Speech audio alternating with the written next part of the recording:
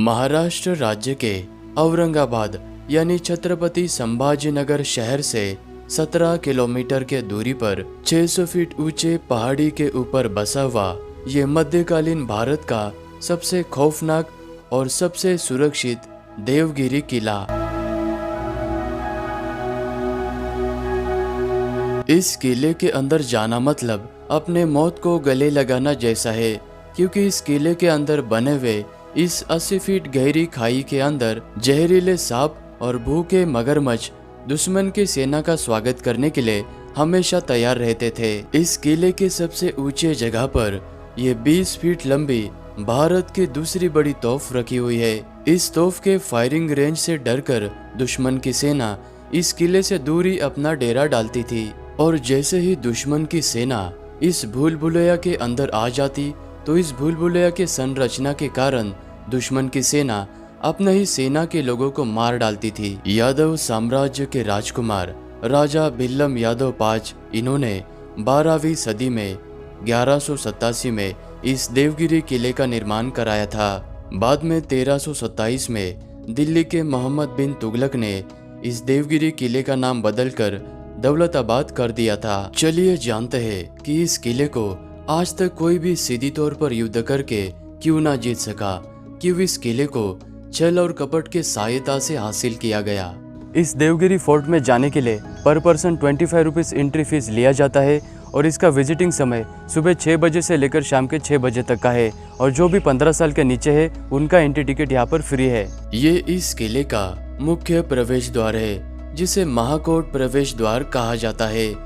और इस प्रवेश द्वार के गेट के ऊपर युद्ध के समय में हाथियों से बचने के लिए ये लोहे की नुकीले कीले लगाई गई है, और इन कीलों के ऊपर जहर लगा रहता था। उस कारण से कुछ ही देर में हाथी की मौत हो जाती थी, और दुश्मन की सेना, घोड़े और हाथी के गति को धीमा करने के लिए इस मुख्य प्रवेश द्वार को आधे चांद के आकार का बनाया गया है। किले के मुख्य प्रवेश द्वार से अंदर की तरफ आते ही इस जगह पर आपको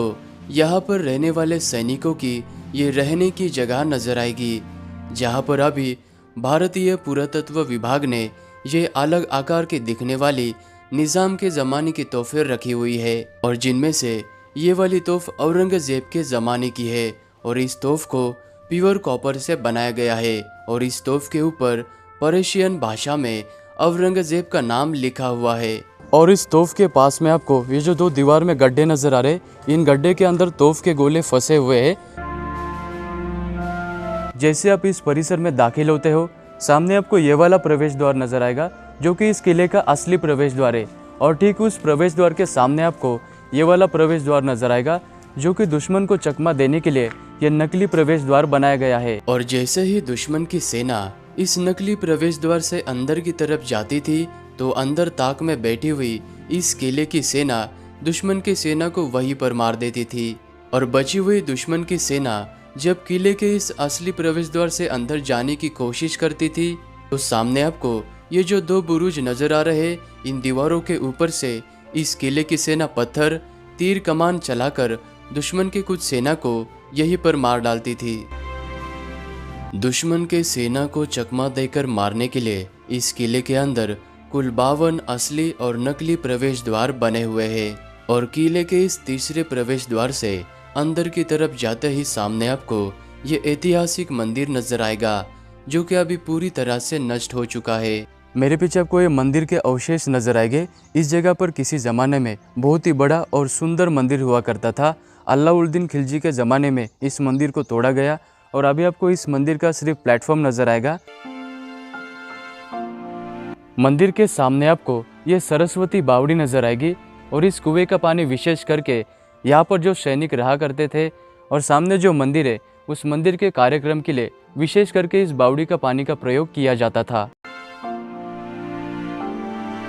रास्ते से जाते वक्त आपको कुछ सीढ़ियाँ नजर आएगी, और उन सीढ़ियों से ऊपर आने के बाद आपको यहाँ पर एक बड़ा सा हाथी होदा तालाब नजर आएगा। 1327 में मोहम्मद बिन तुगलक ने दिल्ली से अपनी राजधानी हटाकर इस दौलताबाद में स्थापित की थी। तब सारे लोगों को दिल्ली से इस जगह पर आना पड़ा, और वो सारे लोग इस किले के अंदर इस परिसर में रहा करते थे, तो उनके लिए पानी पीने के लिए इस तालाब का निर्माण कराया गया था। और बाद में 8 साल के बाद में वापस से राजधानी को दौलताबाद से दिल्ली ले जाया गया। उसके बाद में इस तालाब का प्रयोग जो यहाँ के सैनिक थे वो स्विमिंग करने के लिए प्रयोग किया करते थे। हाथी तालाब के बिल्कुल पास में ये यादव कालीन समय का ऐतिहासिक मंदिर बना हुआ है। इस मंदिर को अभी भारत माता मंदिर के नाम से जाना जाता है। 152 स्तंभ से बने हुए इस मंदिर को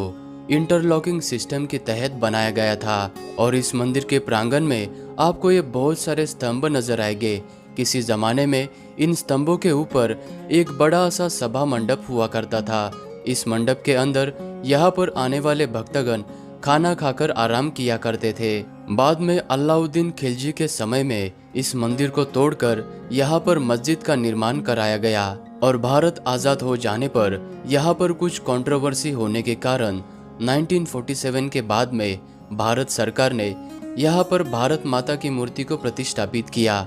इसीलिए इस मंदिर को भारत माता मंदिर कहा जाता है। मेरे पीछे आपको ये जो मीनार नज़र आ रही है इसे चांद मीनार कहा जाता है। दिल्ली के कुतुब मीनार के बाद में यह भारत की दूसरे सबसे बड़ी मीनार है। 210 फीट ऊंचे इस चांद मीनार को 1445 में अलाउद्दीन बहमनी ने इस किले के जीतने की खुशी में इस इमारत को यहाँ पर बनवाया था। ये इमारत इंडो इस्लामिक शैली में बनी हुई है। ये है इस किले का 6वां काला कोट प्रवेश द्वार, जिसे मृत्यु का प्रवेश द्वार भी कहा जाता है, क्योंकि दुश्मन की आधी सेना इस प्रवेश द्वार तक पहुंचने से पहले ही खत्म हो जाती थी और बची हुई दुश्मन की सेना जब इस प्रवेश द्वार से अंदर की तरफ जाती थी तो आगे जाकर उन सभी की मृत्यु होना तय था। इसीलिए तो इस किले को आज तक कोई भी जीत ना सका। किले के इस नवे प्रवेश द्वार से अंदर की तरफ जाते ही सामने आपको चीनी महल का ये एकमात्र हिस्सा नजर आएगा, क्योंकि महल अभी पूरी तरह से नष्ट हो चुका है और इस चीनी महल को शाहजहां ने अपने खास मेहमानों के लिए बनवाया था और बाद में औरंगजेब ने इस महल को शाही जेल में परिवर्तित कर दिया था और इस जेल में मराठा और कई मुगल राजाओं को कैद करके रखा गया था।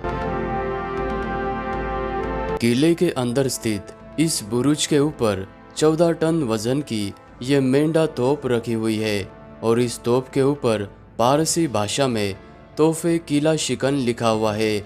यानी कि किले को ध्वस्त करने वाली तोप। पंच धातु से बनी हुई इस तोप को लगातार चलाने के बावजूद भी ये कभी भी गर्म नहीं होती थी और नीचे लगे हुए एक्सेल के ऊपर इस तोप को रखा जाता था और 180 डिग्री के एंगल पर घुमाकर इसे फायर किया जाता था। इस तोप की मारक क्षमता 9 किलोमीटर की है और इस तोप को अफगानिस्तान से आए हुए कारीगरों ने बनाया था। यहाँ से मुख्य किले के ऊपर तक जाने के लिए 70 फीट चौड़ी खाई के ऊपर बने हुए इस पुल के ऊपर से आपको जाना होता है। उस जमाने में यहाँ पर चमड़े का पुल हुआ करता था और जैसे ही दुश्मन की सेना उस पुल पर आ जाती थी तो चमड़े के पुल को खींच लिया जाता था और सारे सेना के लोग इस 80 फीट गहरी खाई में गिर जाते थे, जहाँ पर भूखे मगरमच्छ और जहरीले सांप उनके हमेशा इंतजार में रहते थे।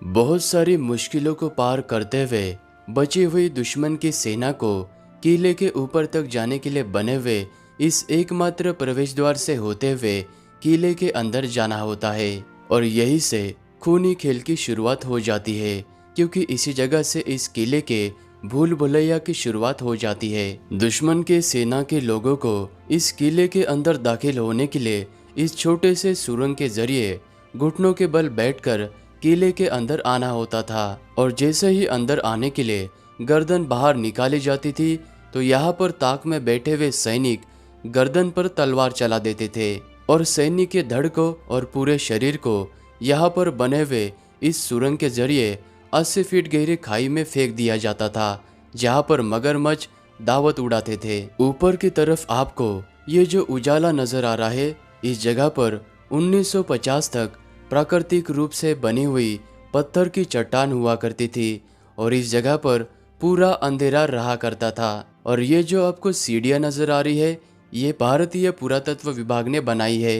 जैसे ही दुश्मन की सेना इस प्रवेश द्वार के पास में आ जाती, उनको यहाँ पर 2 अलग अलग रास्ते और ऊपर की दिशा से सूर्य प्रकाश नजर आता, और यहाँ पर वो पल भर खड़ी रहकर सोच पाती कि किस तरफ जाना है। उतने ही देर में ऊपर की तरफ से खोलता हुआ तेल और खोलता हुआ पानी उनके ऊपर डाला जाता था। यादव काल के समय में पहाड़ी के चट्टानों को काटकर इन अंधेरी भूल भुलैया को बनाया गया है और यहाँ पर इस तरह के कई सारे रास्ते बने हुए हैं और दुश्मन की सेना अलग अलग टुकड़ी में बंटकर जब इन गलियारों से जाती है और ये आगे जाके रास्ते इस जगह पर मिल जाते हैं और यहाँ पर दुश्मन की सेना अपने ही सेना के लोगों को दुश्मन की सेना समझकर मार डालती थी, क्योंकि इस जगह पर उस जमाने में पूरी तरह से अंधेरा हुआ करता था और ये रोशनी का इंतजाम भारतीय पुरातत्व विभाग ने किया हुआ है। पहाड़ के चट्टानों को तराश कर बनाई गई इन सीढ़ियों से ऊपर चलने के बाद आप इस लोहे के प्रवेश द्वार से बाहर की तरफ आ जाते हो, जो कि इस किले के ऊपर आने का एक लौता प्रवेश द्वार है और इमरजेंसी आने पर इस प्रवेश द्वार को बंद किया जाता था और यहाँ से जहरीला धुआं छोड़कर दुश्मन की सेना को मार दिया जाता था। तो इस तरह से इस किले की खतरनाक सिक्योरिटी सिस्टम के कारण दुश्मन के सेना का एक भी व्यक्ति ऊपर तक नहीं आ पाता था। इसी कारण से इस किले को सीधी तौर पर युद्ध करके आज तक कोई भी नहीं जीत सका। लेकिन 1296 में अलाउद्दीन खिलजी ने इस किले की 6 महीने घेराबंदी करके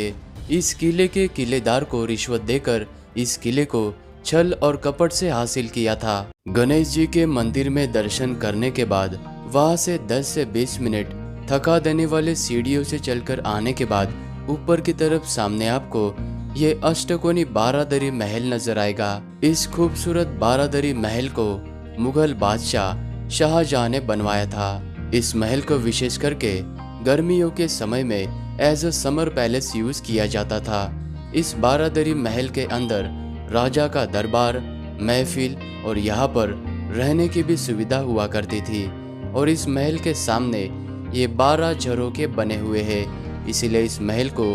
बारादरी महल कहा जाता है। देवगिरी किले के सबसे ऊंचे पहाड़ी के चोटी के ऊपर इस बड़े से बुरुज के ऊपर भारत की दूसरी बड़ी तोप रखी हुई है, जो कि 20 फीट लंबी है और इस तोप को दुर्गा तोप कहा जाता है। आसपास के परिसर से आने वाले दुश्मन के सेना के टुकड़ी को इसी तोप के जरिए उड़ा दिया जाता था और इस तोप के मारक क्षमता से डरकर दुश्मन की सेना इस किले से ही अपना दूर डेरा डाला करती थी। तो इस वीडियो को हम यहीं पर एंड करते हैं। अगर ये मेरा वीडियो आपको अच्छा लगा तो वीडियो को लाइक करना, कमेंट भी ज़रूर करना। मिलते हैं आपको नेक्स्ट व्लॉग में।